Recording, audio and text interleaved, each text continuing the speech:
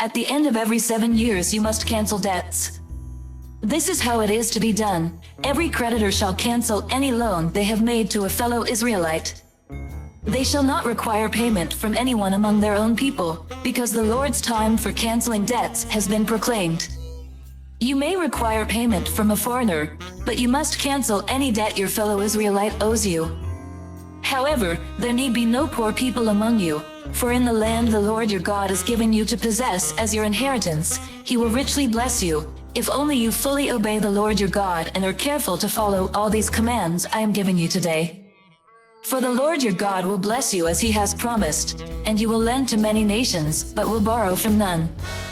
You will rule over many nations, but none will rule over you. If anyone is poor among your fellow Israelites in any of the towns of the land the Lord your God is giving you, do not be hard-hearted or tight-fisted toward them. Rather, be open-handed and freely lend them whatever they need.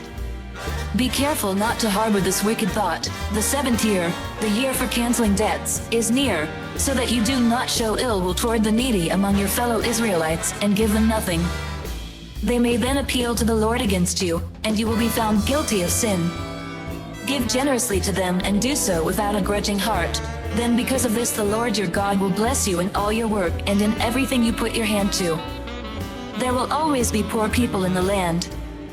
Therefore I command you to be open-handed toward your fellow Israelites who are poor and needy in your land. If any of your people, Hebrew men or women, sell themselves to you and serve you 6 years, in the 7th year you must let them go free. And when you release them, do not send them away empty-handed. Supply them liberally from your flock, your threshing floor and your winepress. Give to them as the Lord your God has blessed you. Remember that you were slaves in Egypt, and the Lord your God redeemed you. That is why I give you this command today. But if your servant says to you, I do not want to leave you, because he loves you and your family and is well off with you, then take an awl and push it through his earlobe into the door, and he will become your servant for life. Do the same for your female servant. Do not consider it a hardship to set your servant free, because their service to you these 6 years has been worth twice as much as that of a hired hand. And the Lord your God will bless you in everything you do. Set apart for the Lord your God every firstborn male of your herds and flocks.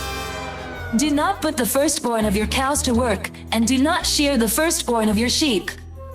Each year you and your family are to eat them in the presence of the Lord your God at the place you will choose. If an animal has a defect, is lame or blind, or has any serious flaw, you must not sacrifice it to the Lord your God. You are to eat it in your own towns. Both the ceremonially unclean and the clean may eat it, as if it were gazelle or deer. But you must not eat the blood. Pour it out on the ground like water. Come, follow me, and I will send you out to fish for people. I hope and I pray that the Spirit of God, the Almighty, is with you, and that His Son and His Holy Spirit bless you and your family throughout eternity.